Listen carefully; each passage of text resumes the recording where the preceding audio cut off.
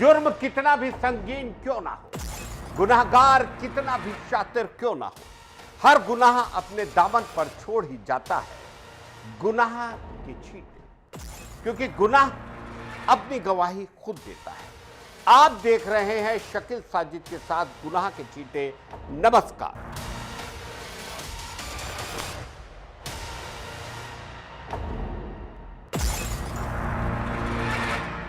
झांसी से आए वारदात की यह कहानी सिर्फ हत्या की घटना नहीं, बल्कि रिश्तों के भीतर छुपे खौफनाक सच्चाई का एक चेहरा है, जो सुनकर किसी के भी रोंगटे खड़े हो जाएंगे। ये दावा है एक पिता की बेरहमी से हत्या और उसके छोटे बेटे को मौत के करीब पहुंचा देने वाला मुख्य आरोपी घर का ही रिश्तेदार निकला।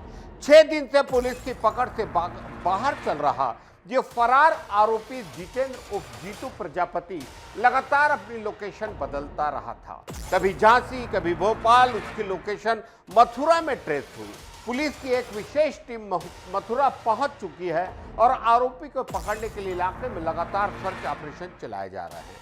13 नवंबर को झांसी के अंजनी माता मंदिर क्षेत्र में रमेश प्रजापति के घर में शराब पार्टी के दौरान हुए विवाद मैंने देखते ही देखते खौफनाक अंजाम ले लिया। पुलिस का दावा है कि आरोपी को जल्द गिरफ्तार कर लिया जाएगा। टेक्निकल टीम उसकी हर मूवमेंट को ट्रैक कर रही है और संभावित ठिकानों की घेराबंदी की जा रही है। ये खास रिपोर्ट।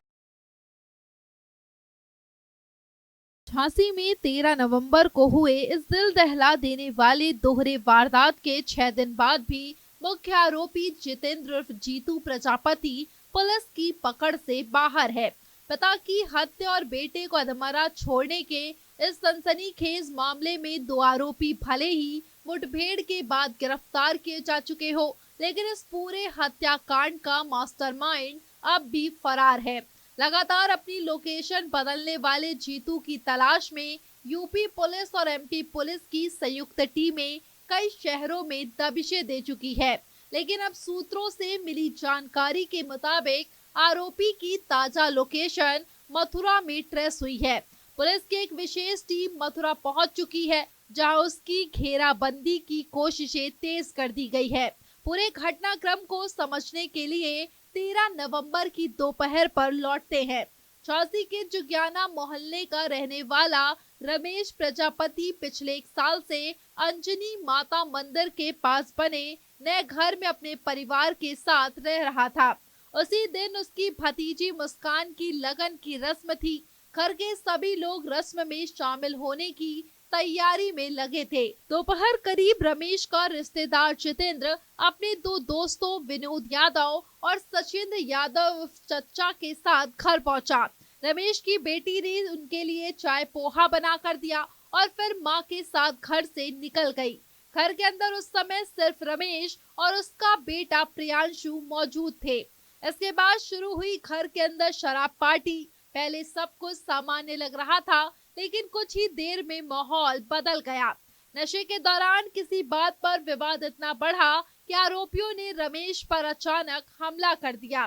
तीनों ने बारी बारी से रमेश को बेरहमी से पीटा और धारदार हथियार से उसकी हत्या कर दी। जब रमेश का बेटा प्रियांशु बीच बचाव के लिए आगे आया, तो आरोपियों ने उस पर भी जानलेवा हमला कर उसे अधमरा कर दिया।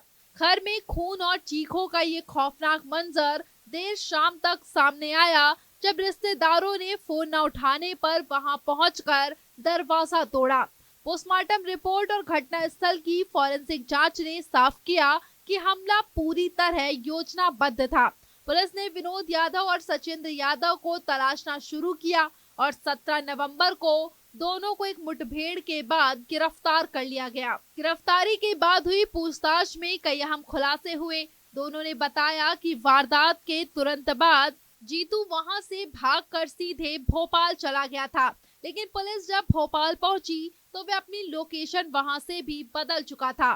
पुलिस तकनीकी सर्विलांस, मोबाइल लोकेशन और नेटवर्क डंप की मदद से आरोपी के हर मूवमेंट को ट्रैक करने की कोशिश कर रही है।